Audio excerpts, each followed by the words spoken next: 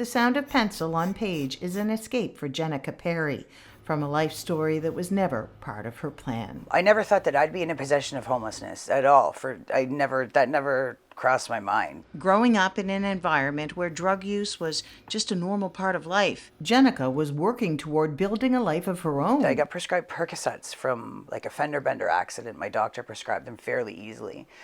And I had no idea the strength of them or the power of them at all. That one pill, then another, led to a life of addiction.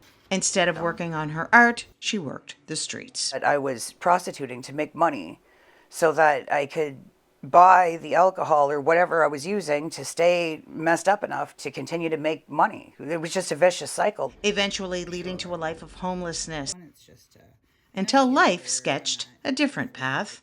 I ended up in the shelter for a bit of time. I didn't know anything at the time about Rising Tide at all. I just understood housing, and I was in need for housing. Rising Tide community initiatives helped Jenica find a home in this one-bedroom apartment.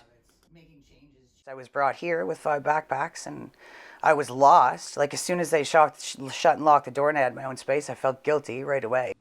Feeling as though she was unworthy of help. Rising Tide, they're a lot more helpful. Like, they've made me aware of some of the things about myself that I never could have any other way. With support workers and a roof over her head, she has hope. Her escape, once found in drugs, now replaced with her art. The strength of women, of a woman, like of being just yourself. She has her eyes closed, she's on the water. Just of independence, of being at peace, with yourself. Life change happens one etch at a time when you finally find hope and a home.